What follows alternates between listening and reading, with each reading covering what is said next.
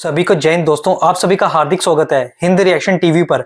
आशा करता हूं कि आप सभी लोग बहुत अच्छे होंगे। तो आज हम आपके लिए एक लेटेस्ट, एक इंटरेस्टिंग और एक बहुत ही दमदार वीडियो लेकर आए हैं, जिसमें आप देखेंगे पाकिस्तान की मशहूर पत्रकार शैला खान को, जो कि इंटरव्यू लेंगी भारत की बेटी हिंदुस्तानी शेरनी और सुप्रीम कोर्ट की दबंग वकील नाज़िया इलाही खान जी का। और ये दोनों बात करेंगी भारत में हो रहे चुनावों पर, और खासकर भारत में जो काफी इंपॉर्टेंट मुद्दे चल रहे हैं उस पे बहुत ही गहरी डिस्कशन होगी। तो इस वीडियो में आपको बहुत कुछ जानने को मिलेगा। इसे अंत तक देखें और चैनल पे नए हैं तो चैनल को सब्सक्राइब कर दें, ताकि हम आपके लिए लेटेस्ट, इंटरेस्टिंग और इन्फॉर्मेटिव वीडियोस लाते रहें। तो चलिए पहले ये वीडियो देखते हैं और अंत में इसके बारे में बात करेंगे। जय हिंद, जय भारत। काफी लंबे टाइम के बाद, मेरे ख्याल से 20 दिन के बाद हमारी स्क्रीन पे आपको जो खूबसूरत हसीना नजर आ रही है, नाज़िया इलाही खान, इन्होंने हमें ज्वाइन किया है। और बहुत जबरदस्त आज का शो दोस्तों होने वाला है, क्योंकि हम बात करेंगे भारत की इलेक्शन कैंपेन की।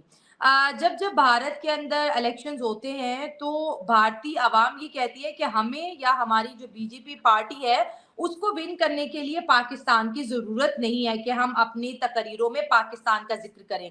लेकिन हमने हमेशा देखा है कि जब भी 5 साल के बाद इलेक्शंस आते हैं तो प्राइम मिनिस्टर नरेंद्र मोदी जो है डायरेक्टली एंड इनडायरेक्टली पाकिस्तान को अपनी इलेक्शन कैंपेन में जरूर कोट करते हैं। और इस दफा भी ऐसा ही हुआ। उन्होंने अपनी इलेक्शन रैली के अंदर पाकिस्तान को कोट किया और कहा कि गांधी परिवार और राहुल गांधी को तो जी पाकिस्तान से सपोर्ट मिलता है। और इस पे हम बात करेंगे कि इंडिया और पाकिस्तान के बीच रिलेशनशिप तो बिल्कुल, मैं कहूंगी कि एंड हो चुके हैं। ना दोस्ती रही ना दुश्मनी रही, लेकिन फिर भी जो है, जो सियासतदान है वो कहीं ना कहीं अपने वोट के लिए पाकिस्तान या इंडिया का इस्तेमाल जरूर करते हैं। नाज़िया जी हमारे साथ मौजूद हैं। इनको शो पे बुलाने का मकसद ये है क्योंकि बीजेपी के स्पोक पर्सन भी है और अच्छे से इन सवालों के जवाब देंगी। तो thank you so much Nazia ji हमें ज्वाइन करने के लिए। वंदे मातरम, भारत माता की जय, जय Hind. Thank you so much Shaila, after a long time. मुझे तो लगा था कि आप लोग एकदम से ही बैन हो चुके हो पर चलो अच्छी बात है। मुझे बहुत अजीब लग रहा था कि एक जरिया है भारत और पाकिस्तान के बीच में बात करने का, उस जरिया को सरकार को बंद नहीं करना चाहिए। हम गौर तालाब जब करते हैं तो यहाँ की अच्छाई से वहां के युवा भी प्रभावित होते हैं, उनको भी समझ में आता है कि हमें शिक्षित होना चाहिए, हमें डेवलप करना चाहिए। तो ये चीजें एक अच्छी हैं, गौरतलब होनी चाहिए। पर थैंक यू सो मच, आपने मुझे शो में बुलाया है और सीधा पाकिस्तान और राहुल गांधी पर आपने मुझे बात करने के लिए कहा है, तो थैंक हाँ, यू, थैंक्स अ लॉट। अच्छा। देखिए शैला, कश्मीर को लश्कर ए तैयबा के साथ मिलकर के पाकिस्तान बनाने की कोशिश किसकी सरकार में हुई थी? कांग्रेस की सरकार में हुई थी ना। आज लोग ये कह रहे हैं, आपने ये कह दिया, पाकिस्तान से बैठ करके मुझे इनवाइट ही किया इसी के लिए कि मैं जवाब दे सकूं। जी। देखिए, यासीन मलिक के साथ बैठ करके डिनर कौन करता था? हमारे पूर्व प्रधानमंत्री कांग्रेस के मनमोहन हुँ, सिंह। और वो हुँ, यासीन मलिक जो लश्कर ए तैयबा के इशारे पर नाचता था और कश्मीर में हाहाकार मचा करके रखा था। उसको बस किसी भी तरीके से कश्मीर को पाकिस्तान बनाना था। यहाँ तक कि कश्मीर के लाल चौक पे तो पाकिस्तान का झंडा लहराने का नौबत आ चुका था। आपको तो याद ही हुँ, होगा, आपके घर के बड़े बुजुर्ग तो ये बात बताते ही होंगे कि किस हुँ, तरीके से कांग्रेस के सरकार की लीडरशिप में अब्दुल्ला के नाक के नीचे और मुफ्ती के नाक के नीचे वहां पर कश्मीरी पंडितों का नरसंहार हुआ था। वहां से कश्मीरी पंडितों को, जो उनकी सरजमीन थी, जो उनकी जगह थी, जो उनके राजाओं ने बनाया था, जो उनके महंत ने बनाया था कश्मीर को कश्मीरी पंडितों के लिए, वहां से उनको ही खदेड़ करके, मार करके, उनकी बहु बेटियों के साथ अत्याचार बलात्कार करके वहां उसको पाकिस्तान बनाने की पूरी कोशिश की गई। देखिए, हमारे भारत के सनातनियों का दिल बहुत खूबसूरत है, बहुत अच्छा, खूबसूरत है। अच्छा। इतना खूबसूरत है कि पाकिस्तान की आयशा को का जो दिल धड़क रहा है, वो हमारे भारत का ही दिया हुआ है। हाँ, यस, यस, यस, यस, इतना हाँ, खूबसूरत है। आप चेन्नई में भले से ही आप चीख बिल्कुल। लें, आप भले ही चिल्ला लें कि भारत हमसे दुश्मनी करता है, मोदी जी बड़े बुरे हैं, आप भले ही चिल्ला लें, या भारत के मुसलमान भले ही चिल्ला लें, पर जब भी मुसलमानों पर कोई मुसीबत आई है या जब भी मुसलमानों पे कोई तकलीफ आई है, ये हिंदुओं ने बढ़ चढ़ कर हिस्सा लिया है, बढ़ चढ़ करके हिस्सा लिया है और हमें हमेशा सुरक्षित रखा है। आप सोचो कि हमारे इस देश में श्रद्धा हुँ, की बोटियां हो जाती हैं, सूजन जॉर्डन का बलात्कार हो जाता है, नेहा को भरे भरे मैदान में कॉलेज के अंदर एक फैजान जा करके काट देता है, लेकिन नाजिया इलाही खान को छू नहीं सकता है कोई। हालांकि मैं 24 घंटा सिर्फ घर में जो मैं 6-7 घंटे रहती हूँ, इसके अलावा 18 घंटा 19 घंटा मैं सनातनियों की भीड़ में रहती हूँ, पर कोई उठा करके नजर नहीं ऐसे करके नहीं देखता है शैला। तो मेरे इस भारत तो में वैसे भी सनातनियों ने जीत लिया है। हाँ, तो मुझे नहीं हम जहाँ सेफ और मुसलमान मर्द दौड़ में पीछे रह गए हैं, क्या हाँ, वजह है? ऐसे ही मरते हैं। अभी हालिया में देखो ना शैला, आपको एक मुसलमान मर्द दुपट्टा उड़ाने लगा था भरे बाजार में, देखा था ना आपने? आपने कहा भी कि अरे भाई तुम्हारा इस्लाम दुपट्टे से शुरू हो गया, दुपट्टे पे क्यों खत्म होने लगता है? और यही बात मैं भारत में बोलती हूँ कि साजिद रशीदी साहब यहाँ मत देखो, यहाँ देखो, मेरा यहाँ देखो कि नाजिया का दिमाग कितना तेज चलता है, मेरी शक्ल देखो, तुम उधर देखते ही क्यों हो? ये दुपट्टे वाला वीडियो भारत का दी प्रिंट वेबसाइट है, उन्होंने आर्टिकल लिखी है, पाकिस्तान की सेलिब्रिटी भारत एक्स। अब मैं रोड पे निकलती कह रही मैम दुपट्टे वाली। तो आप भी परेशान है ना? आप हालांकि देखो शैला, आप वो ऐसे शाहरुख खान की तरह सीन है, ये शाहरुख खान ऐसे बाएं खोलता है, उसने अपनी चादर मेरे लिए खोल दी। लेकिन हाँ, अगर शाहरुख खान की तरह नहीं, please please please, Shahrukh Khan की तरह मैंने कहा शाहरुख खान की स्टाइल फेमस रहती है, शाहरुख खान की गंदी रहती है। नहीं, उनके बाहें खोलने का स्टाइल बड़ा फेमस है ना? नहीं, बाहें खोलने का स्टाइल बड़ा फेमस है, बड़ा पसंद करते। मुझे इतना लंपट लगा वो मर्द, मुझे इतना लंपट लगा, इतना बेवकूफ और इतना बोका था वो। और तुमने भी जवाब उसको एकदम सटीक दिया कि तुम्हारा इस्लाम हमेशा दुपट्टे से शुरू होकर दुपट्टे पे क्यों खत्म हो जाता है। यही बात मैं स्टोरियों में बोलती हूँ साजिद रशीदी साहब को कि मेरी जहानत देखिए, मेरी जहानत। आप मेरी छाती मत देखिए, और ये उम्र भी नहीं बची है छाती देखने की। आप देखिए कि नाजिया कितनी पढ़ी लिखी है, लेकिन आप छाती पे ही अटके हुए हैं। आप क्यों छाती पे अटके? तो देखो, तुम तो हालांकि शैला मुस्लिम कंट्री में रह रही हो, मुस्लिम ममालिक में रह रही हो, सारे के सारे मुसलमान जो तुमको दुपट्टा उड़ाने वाले हैं वो भी मुसलमान, जो तुम्हारा दुपट्टा शब्दों से खींचने वाले हैं वो भी मुसलमान। तो इसलिए, और मैंने जितना सिक्योर सेफ, मैंने जितना अपने आप को पावरफुल सनातनियों की भीड़ में देखा है, मैंने मुस्लिम गलियों में खुद को उतना सिक्योर नहीं देखा है। मैं मुस्लिम गलियों में जब जाती हूँ किसी इलेक्शन कैंपेनिंग के लिए या किसी स्पीच के लिए, मैं मतलब तुमको किस चीज की कसम खाऊं, माँ की भी कसम खाऊं तो मुझे चलेगा, क्योंकि मैं सत्य बोल रही हूँ। अंदर से मुझे लगता है कि पता नहीं कहाँ से हाथ मार देगा भीड़ भाड़ देख करके, पता नहीं क्या टच कर देगा, पता नहीं कौन से उजू को, कौन से शरीर को टच कर देगा, जो मुझे 2-4 रात नींद नहीं आएगी। तो मैं 10-12 लड़कों को मैं बोल देती हूँ जो मेरे साथ लड़के जाते हैं, या जो मेरी सारी स्टाफ जो लड़कियां हैं, मेरी ऑफिस में भर करके लड़कियां हैं, 13-14 लड़कियां मेरे यहाँ काम करती हैं। तो जब मैं किसी मुस्लिम पाड़े मोहल्ले में जाती हूँ स्पीच के लिए, तो मैं वो 13-14 लड़कियों को लेकर के जाती हूँ कि तुम लोग मुझे घेर लेना और मैं बीच में रहूंगी, क्योंकि उनको हाथ मारना है। मुसलमान लड़कों को वो हाथ मारते हैं, वो भले ही कमेंट में कह दें नाजिया तो हिजड़े जैसी लगती है, नाजिया तो बहुत बदशक्ल है, पर जब वो देख लेते हैं तो उनका मुंह से तो लार टपकना स्टार्ट हो जाता है। जब वो देख लेते हैं तो उनका तो पूरा मतलब शरीर जो है वो हिलने लगता है, तो टच करने के लिए बिल्कुल बावले हो जाते हैं। और ये मैंने प्रैक्टिकली देखा है शायद, प्रैक्टिकली मैंने देखा है। हालांकि आपने मेरी कई स्पीचेस जो है वो आपने दिल्ली की सड़कों पे रोड पर मुझे भीड़ में देखा है, पर आपने देखा उस पूरे वीडियो में कभी भी कि कोई टच कर रहा है या कोई कुछ कर रहा है? नहीं, क्योंकि सनातनियों में जो सिविलाइजेशन है, जो सभ्यता है, वो हैट्स ऑफ है यार, हैट्स ऑफ है। क्योंकि इस दफा भारत के जो इलेक्शन है काफी ज्यादा कंट्रोवर्शियल भी दिख रहे हैं। हैदराबाद, जहां से हमेशा असदुद्दीन अवैसी जो है जीतते रहे हैं, विन करते रहे, हैदराबाद में बहुत ज्यादा मुसलमान भी रहते हैं। तो इस दफा जो है आपने वहां पर लता जी को, वहां से इलेक्शन बीजेपी लड़वा रही है। अब वहां की मुझे लगता है कि हैदराबाद के मुसलमानों को कंफ्यूजन में डाल दिया है कि वो वोट दें तो दें किसको, क्योंकि या तो वो जाएंगे मुस्लिम राज की तरफ या तो वो जाएंगे हिंदू बीजेपी के राज की तरफ। तो इस ये जो इलेक्शंस है, मैं आपसे पर्सनली ये भी पूछना चाहती थी कि मुसलमानों का रिएक्शन ओवरऑल पूरी स्टेट्स के अंदर से किस तरह आ रहा है? क्या वो वाकई इस दफा भी बीजेपी को लाना चाहती है, या मुसलमान जैसे खबरें इंटरनेशनल मीडिया भी छाप रहे हैं, जैसे आपने भी बहुत से आर्टिकल पढ़े होंगे, भाई ये तो भारत की डेमोक्रेसी बस खत्म हो गई है, अब तो डिक्टेटरशिप आ जाएगी, अब तो मुसलमान माइनॉरिटीज को बहुत खतरा हो जाएगा। ये अमेरिका की वेबसाइट पे भी आर्टिकल छपे हैं कि मुसलमानों का बहुत खतरा होगा। आप तो मुसलमान है और मुसलमानों के बीच रहती है, तो क्या डिस्कशन चल रही है वैसी को लेके, या मुसलमानों के बीच क्या चल रहा है, इलेक्शंस है?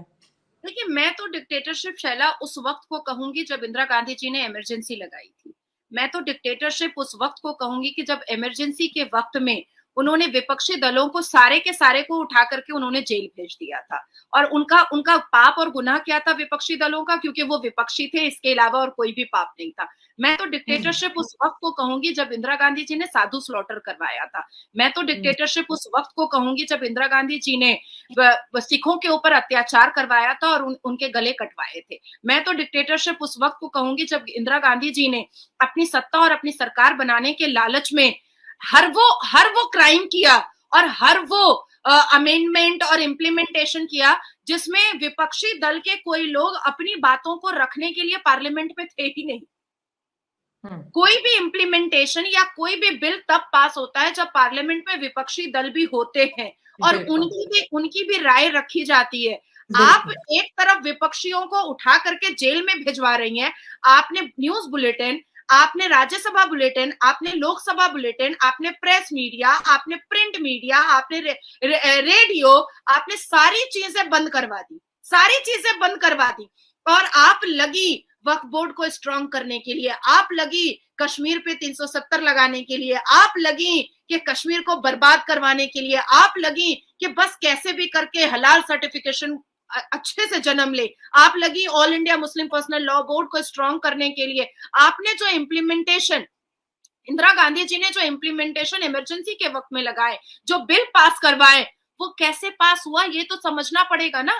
विपक्षी तो थे नहीं, वो तो जेल में थे, वो तो जेल में थे। तो इमरजेंसी, इसको डिक्टेटरशिप कहा जाता है। अब आप मुझे बताइए कि मोदी जी के कार्यकाल में आपने 10 साल में जियोपॉलिटिक्स पे बहुत काम किया। अभी हालिया में तो मेरे साथ कम से कम 1.5 साल से आप बातचीत कर रही हैं और आप अपने होमवर्क को भी करके बैठती हैं। ऐसा तो नहीं है कि नाजिया जो बोल देती है आप वही सुन लेती हैं और आप मान भी लेती हैं। आप अपना क्रॉस क्वेश्चन बना करके रखती हैं, तब आप अपना होमवर्क करके रखती हैं। तो क्या आपको ऐसा डिक्टेटरशिप मोदी जी के राज में, मोदी जी के लीडरशिप में आपको दिखाई दिया कि सारी चीजें बंद कर दो, नाजिया आप पाकिस्तान चैनल पे बात नहीं करेगी, कोई न्यूज नहीं चलेगा, कोई बुलेटिन नहीं चलेगा, कोई विपक्षी दल से सवाल नहीं करेगा, कोई मीडिया वाला विपक्षी दल की बात नहीं सुनेगा? ऐसा तो नहीं हो रहा है। रोज मुसलमान मोदी जी को कोस रहे, रोज मुसलमान मोदी जी को गाली दे रहे, और कौन मुसलमान? मर्द मुसलमान। देखिए, असदुद्दीन अवैसी का चेयर उसी दिन हिल गया था जिस दिन माधवी लता जी को मैदान में उतारा गया था। एक पढ़ी लिखी, तेज तर्रार, फायर ब्रांड, अपनी फैमिली से फाइनेंशियली बेइंतहा स्ट्रॉन्ग, अरबों खरबों की संपत्ति, इतनी पढ़ी हुई कि अपने बच्चों को भी अपने घर में बैठा करके उन्होंने पढ़ा दिया है। और मतलब हर एक एंगल से वो इतनी स्ट्रॉन्ग है कि असदुद्दीन अवैसी ये नहीं कह सकता है कि वो लालच में आएंगे, क्योंकि वो बोल ही नहीं सकता है, क्योंकि वो जानता है कि माधवी लता जी वो पहली औरत है जिन्होंने हैदराबाद जैसे मुस्लिम हाईली पॉपुलेटेड एरिया में ट्रिपल तलाक के खिलाफ अवेयरनेस फैलाया था। माधवी लता वो पहली औरत है जिन्होंने मुसलमान बेटियों को बचाया बेचने और खरीदने से। माधवी लता जी वो पहली औरत है जिन्होंने निकाह मस्यार के खिलाफ आवाज उठाया, जो सफर की निकाह होती है। माधवी लता वो पहली औरत है जिन्होंने निकाह मुत्ता के खिलाफ अवेयरनेस कैंप लगाया और मुसलमान बेटियों को कहा कि तुम शिक्षित हो जाओ। आज देखिए, कोई अगर हैदराबाद के मुसलमान कंफ्यूज हैं तो उसकी वजह साफ है कि ये कंफ्यूजन आया क्यों? ये कंफ्यूजन इसलिए आया क्योंकि कहीं ना कहीं मुसलमानों को, हैदराबाद के मुसलमानों को ये एहसास हो गया कि असदुद्दीन अवैसी तो अपनी प्रॉपर्टीज बना रहा है, असदुद्दीन अवैसी तो अपनी लैविश लाइफ बना रहा है। 3.5 किलोमीटर का नाला ये तो मुसलमानों के लिए आज भी है। असदुद्दीन अवैसी का घर शीश महल जैसा है। असदुद्दीन अवैसी का बंगला जो है वो इतना खूबसूरत है कि अरबों खरबों का बंगला है। उसकी उसकी बीवी की संपत्ति इतनी ज्यादा है कि मुसलमान उस बारे में सोच भी नहीं सकता है। 3 टाइम का खाना खा ले वही बहुत है। तो एक मुसलमान लीडर को अपना मसीहा बनाने के बाद भी अगर मुसलमान पिता की बेटी बिक रही है, मुसलमान पिता की बेटियों का बलात्कार हो रहा है, मुसलमान पिता की बेटियों के ऊपर अत्याचार हो रहा है, मुसलमान पिता की बेटियों का तलाक हो रहा है, मस्यार हो रहा है, तो फिर ऐसे मुसलमान नेता की क्या जरूरत है जो किसी भी मुसलमान घर की बेटियों को ही सुरक्षित ना कर पाए। आप सोचिए, असदुद्दीन अवैसी ने कभी भी अपने मंच पर किसी हिजाब वाली औरत को भी बैठने नहीं दिया है, कभी नहीं बैठने दिया है। अभी जब से वो माधवी लता जी को देखा है, वो 4-5 हिजाब वाली औरतों को अपनी कंपेनिंग में लेकर के घूम रहा है। अदरवाइज आप 1984 से आप गूगल में सर्च कीजिए, असदुद्दीन अवैसी के पिता ने, उसके अब्बू जान से लेकर के असदुद्दीन अवैसी तक किसी ने भी अपने मंच पर अपने साथ किसी भी मुसलमान औरत को, बाहिजाब औरत को भी उन लोगों ने कभी बैठने नहीं दिया। असदुद्दीन अवैसी एक ऐसा इंसान है जो पार्लियामेंट में के अंदर हमें नंगा करता है कि भैया हमारी मुसलमान बेटियों के लिए आप शादी की उम्र तय मत कीजिए, क्योंकि हमारे इस्लाम में age of puberty is age of marriage होता है। भाई अवैसी सलवार झांकना बंद कर दो। तुम तो हमें जुबान से नंगा कर रहे हो पार्लियामेंट के अंदर भैया। तुम तो कैमरा के सामने हमारे पीरियड्स के बारे में बात कर रहे हो। तुम कितने बेशरम मर्द हो। तुम्हारे घर में बहू बेटी है, तुम्हारी जवान बेटी है, तुमने क्या 12 बरस की 11 बरस की उम्र में अपनी बेटियों की शादी कर दी क्या? जो तुम हमारे लिए तुम इतनी आवाज ऊंची करके हमें शब्दों के द्वारा पार्लियामेंट में भी नंगा करते हो, रोड पे भी नंगा करते हो, और तुम कैमरा के सामने भी नंगा करते हो। तो कहीं ना कहीं जो शिक्षित मुसलमान है, जो बहुत एडुकेट मुसलमान है, जो लिटरेट मुसलमान है, या वो पसमानदा मुसलमान जो अपनी गरीबी से बहुत मतलब परेशान हो, जो अपनी गरीबी से तंग आ चुके हैं, जिनको ये समझ में आ चुका है कि भैया इसको वोट देने से भी हम तो वही गटर में पड़े हुए हैं, हमारे बच्चे तो वही जाहिल है, हमारे बच्चे को तो वही पंचर की दुकान में ही जाना पड़ रहा है, हमारे बच्चे तो वही रेड़ी लगा रहे हैं, हमारे बच्चे तो वही चार मीनार में जाकर के कुर्ता बेच रहे हैं और लेगिंग्स बेच रहे हैं, हमारे बच्चे तो वही जूस का ठेला लगा रहे हैं। तो असदुद्दीन अवैसी धीरे धीरे अरबोपति, खरबोपति, डबल खरबोपति बन रहा है। लेकिन मुसलमानों के दिमाग में एक चीज आ चुका है कि माधवी लता जी कह रही है कि शिक्षित हो जाओ, और अगर शिक्षित हो जाते हैं और भारतीय जनता पार्टी की योजनाओं से अगर हम स्कॉलरशिप वगैरह लेकर के शिक्षित हो जाते हैं, तो अगर हमारी बेटी टीचर बन रही है तो फिर हमारे घर में भूखमरी नहीं होगी, हमारा बेटा आईएएस आईपीएस बन रहा है, डॉक्टर बन रहा है, या टीचर भी बन रहा है, तो भूखमरी नहीं होगी। तो ये सारी चीजें मुसलमानों के दिमाग में आ रही है, इसलिए मुसलमान कंफ्यूज हो चुके हैं कि क्या माधवी लता जी ही सही कह रही है। और मुझे ऐसा लगता है कि यहाँ से बैठे बैठे मैं कहना चाहूंगी कि माधवी लता जी ही सही कह रही है, क्योंकि मुसलमान पढ़ेगा तो बढ़ेगा मुसलमान।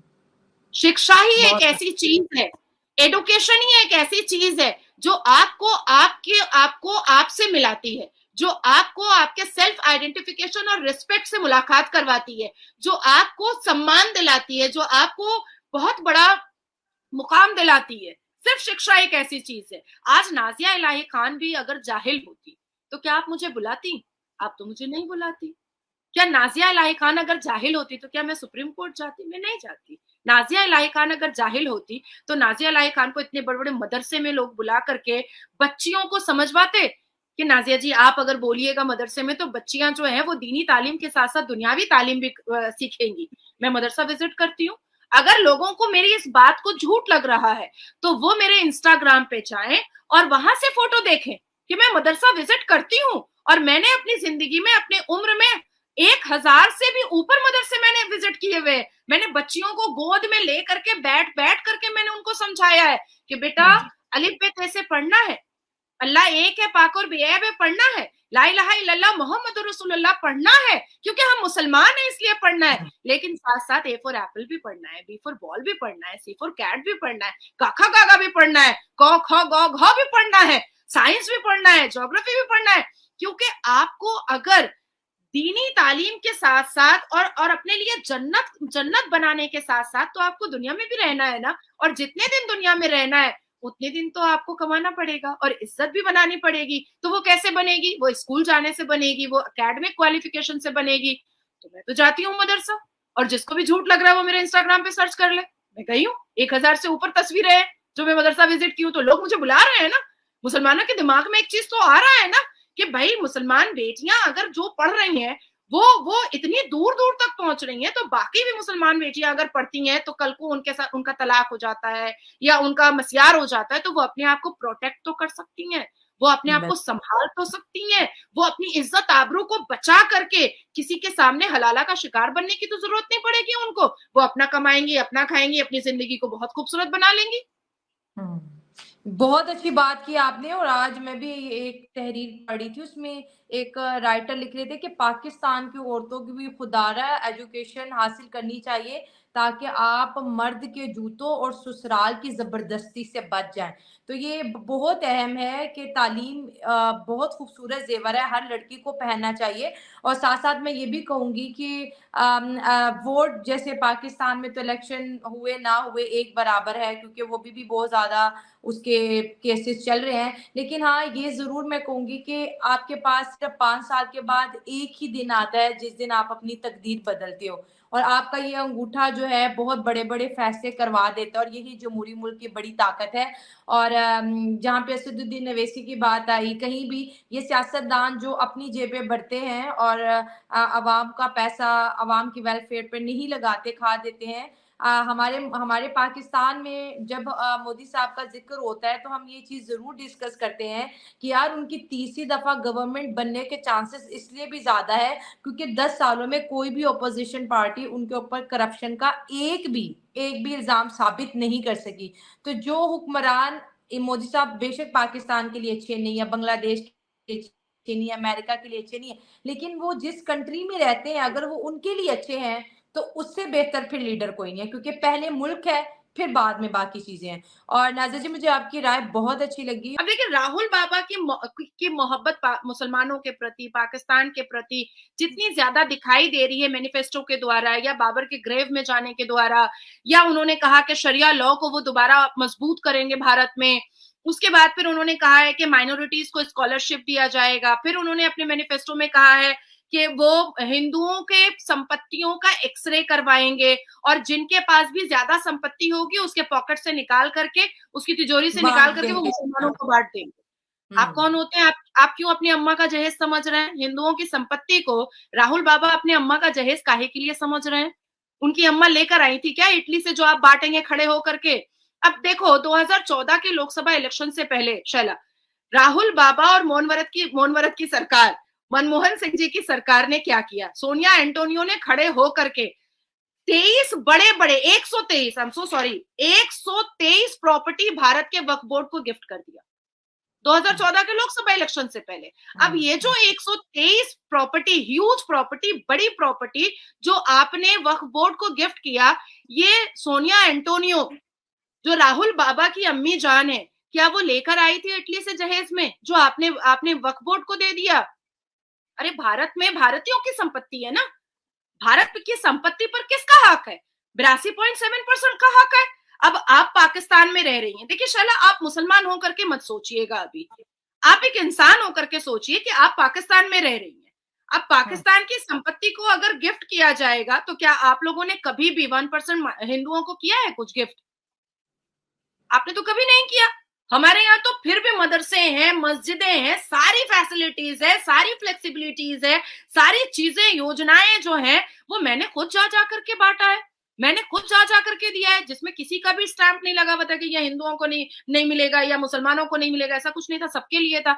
तो आपने, कांग्रेस ने 123 बड़ी प्रॉपर्टी जो 2014 के लोकसभा इलेक्शन से पहले जो वक्फ बोर्ड को दिया, तो वो सोनिया एंटोनियो के बाप की जागीर तो थी नहीं जो आपने दे दिया।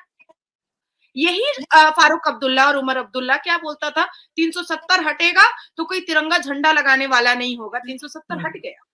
और आज देखिए कश्मीर के छोटे छोटे बच्चे जिसके हाथ में कल तक पत्थर हुआ करता था, आज उनके हाथ में कॉपी कलम और किताब है, आज उनके हाथ में तिरंगा झंडा है। तो ये बहुत बड़ी चीज है ना। अब देखिए बंगाल, अभी मैं बंगाल में ही बैठी हुई हूँ, तो पश्चिम बंगाल को मुगलिस्तान बनाने की पूरी कोशिश हो रही है।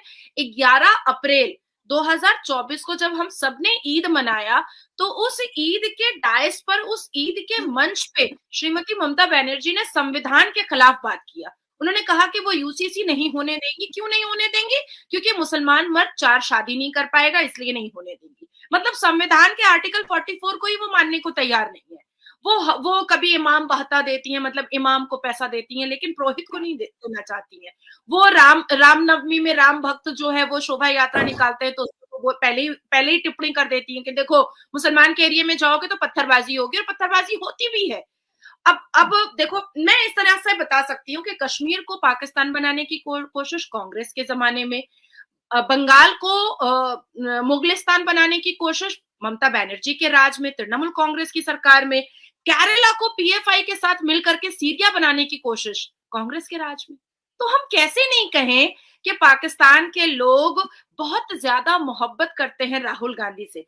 लेकिन अगर हम एज अ पाकिस्तानी देखें तो यही कांग्रेस की सरकार थी, यही इंदिरा गांधी थी जो कि हमारे जो है एटमी पावर के मंसूबे को नाकाम बनाने की उन्होंने भरपूर कोशिश की। और इनके ज़माने में अगर देख लें तो इंडिया और पाकिस्तान के ताल्लुकात कुछ ठीक नहीं रहे हैं। जहाँ पे कश्मीर की बात की तो कश्मीर के अंदर तो आज़ादी की तहरीकें ये अभी कुछ साल, जैसे आपने कहा कि 2014-15 के बाद कुछ ऐसा हुआ है कि पथराव खत्म हो गया, लोगों ने वहां पे 15 अगस्त भी मनाई, जो हमने मीडिया के थ्रू देखा। लेकिन गड़बड़ तो उस खित्ते में बहुत टाइम से रही है, लेकिन हमारी इतनी सपोर्ट मुझे नहीं लगता कि कांग्रेस के साथ रही होगी माजी में। देखिए, मैं इसको बहुत अच्छे से आपको समझा सकती हूँ, और समझना भी चाहिए, मुझे लगता है सबको समझना चाहिए। आपने कहा कि अभी 2014 से कश्मीर बहुत शांत है, और हमने 19 के बाद देखा कि कश्मीर फल फूल रहा है, और लोग, बच्चे जो हैं वो तिरंगा झंडा लहरा रहे हैं और पढ़ने के लिए जा रहे हैं, बच्चियां भी जो है वो आजाद हैं। तो आखिर 53 साल ऐसी कौन सी सरकार थी जो लश्कर ए तैयबा एंटर कर गया था? आखिर ऐसी 53 साल कौन सी सरकार थी जो आराम से यासिन मलिक कश्मीर को पाकिस्तान बनाने की कोशिश कर दिया था, खून की नदियां बहा दिया था? वो तो कांग्रेस की ही सरकार थी ना, कांग्रेस की ही सरकार थी ना। आज कैसे कोई यासिन मलिक नहीं एंटर कर पा रहा है? आज कश्मीर से कन्याकुमारी तक तो बम नहीं फट पा रहा है। आज अजमल कसब तो एंटर नहीं कर पा रहा है। आज अफजल गुरु तो नहीं कुछ कर पा रहा है, पार्लियामेंट पर अटैक नहीं कर पा रहा है। आज याकूब मेमन तो हमारे भारत में पैदा नहीं हो रहा है। आज यासिन मलिक जैसा कोई व्यक्ति कोई षड्यंत्र तो नहीं खेल पा रहा है। मैं आरजू काजमी जी के साथ मैं बैठी थी लाइव शो पर, ठीक है। वहां पर पाकिस्तान नवाज शरीफ की पार्टी के विधायक जो है, एमएलए साहब है, डॉक्टर इरशाद बैठे थे, और वो न्यूज काफी वायरल भी हुई थी, काफी वायरल हुई थी। और मैं चाहती हूँ कि इस कंटेंट को आप हटाइएगा मत, एडिट मत कीजिएगा। और जिस तरह से डॉक्टर इरशाद राहुल गांधी की तरफदारी कर रहे थे, जिस तरह से राहुल गांधी की वो तारीफ कर रहे थे, मैंने उनको आरजू जी के शो पर यह बात कहा था कि भैया, मुझे तो लगा था कि 28 पार्टियां भारत में कांग्रेस के साथ जुड़ी हैं, मुझे तो पता ही नहीं था कि नवाज शरीफ की पार्टी भी जुड़ चुकी है कांग्रेस के साथ। तो वो कहे कि अरे हमारा बस चलता तो हम भारत जा करके उनका प्रचार करते। ये उन्होंने खुद कहा है। अच्छा, मैंने उनको कम से कम 6-7 बार टोका है कि आप पाकिस्तान में बैठे बैठे राहुल गांधी को क्यों वजीर आजम बनाना चाहते हैं? ये भारत पे छोड़ दीजिए ना, ये भारत को तय करने दीजिए कि भारत किसको चुन रहा है। तो उन्होंने कहा कि नहीं, अगर भारत में मुसलमानों को सुरक्षित रहना है तो राहुल गांधी को ही बनाना पड़ेगा वजीर आजम। अब आप सोचिए कि राहुल गांधी मुसलमानों के नेता बनकर के रह चुके हैं, जबकि भारत में 82.7% तो सनातनी है। अब आप सोचिए कि राहुल गांधी अपने मैनिफेस्टो को जब 2024 के लोकसभा इलेक्शन के मैनिफेस्टो को जब पब्लिश करता है, उसमें सारे पॉइंट्स मुस्लिम लीग के 1936 के हैं, सारे पॉइंट्स। पॉइंट नंबर 1, 2, 3, 7 आप जो भी पढ़िएगा, पॉइंट नंबर 7 में कांग्रेस की मैनिफेस्टो में क्या लिखा हुआ है कि अगर कांग्रेस की सरकार आ जाती है तो मुसलमान अपने हिसाब से खाएंगे, पिएंगे, पहनेंगे और अपने रिलीजन को मानेंगे। तो क्या मैं अपने हिसाब से नहीं पहन रही, मैं अपने हिसाब से नहीं खा रही? नहीं, तो यहाँ पर फिर नहीं, ये पॉइंट भी आता है कि कांग्रेस के पॉइंट ऑफ व्यू से जो भारत के मुसलमान है अभी वो आजादी के साथ नहीं रह रहे। मतलब बीजेपी जाएगी तो मुसलमान जो है फ्रीली रह सकेंगे, खा सकेंगे। मतलब आपने खाने पे भी पाबंदी लगाई हुई है। अब मैं तो खा रही हूँ भाई, अब पता नहीं कौन मुसलमान नहीं खा पा रहा है, चुप शाह का रोजा रख रहा है, ये तो मुझे नहीं पता। नहीं, ये बिल्कुल बात ठीक है। मुसलमान मर्दों को थोड़ा-सा लचक दिखानी पड़ेगी और पढ़ना पड़ेगा। और पाकिस्तान की औरतें हो या भारत की औरतें हो, अब हर औरत पढ़ना लिखना चाहती है और मर्द के शाना-बशाना रह के ज़िंदगी गुज़ारना चाहती है। अब वो ज़माने चले गए कि मर्द बादशाह बन के रहेगा और औरत कनीज़ बन के रहेगी। अब इक्वालिटी पे बात करेंगे। और आपकी बात सही है कि पढ़ेगा तो सब बदलेगा, जब पढ़ेगा नहीं तो कुछ भी नहीं बदलेगा। बहुत अच्छा लगा आज की गपशप दोस्तों। आपको हमारी कैसी लगी राय कमेंट्स में शेयर करें। और मिलते हैं अगले प्रोग्राम में। दुआओं में याद रखें मुझे, नाज़िया खान को दे इजाज़त। God bless you all. Thank you so much. तो आशा करता हूं कि वीडियो को आपने अंत तक देखा होगा और हमेशा की तरह शैला खान और नाज़िया खान जी का ये पूरा इंटरव्यू आपको काफी पसंद आया होगा और इस वीडियो में आपको बहुत कुछ जानने को मिला होगा। जो इस वीडियो में आपको पसंद आया आप कमेंट सेक्शन में लिखकर जरूर बताएं, हमें आपके कमेंट्स का इंतजार रहेगा। और ये वीडियो अगर आपको पसंद आई है तो इसे लाइक और शेयर जरूर कर दे और एक बार फिर चैनल पर नए हैं तो चैनल को सब्सक्राइब कर दे, क्योंकि ये एक भारतीय चैनल है। तो चलिए फिर मिलेंगे ऐसी किसी इंटरेस्टिंग, दमदार और नॉलेजेबल वीडियो में। तब तक अपना ध्यान रखिए। जय हिंद, जय भारत।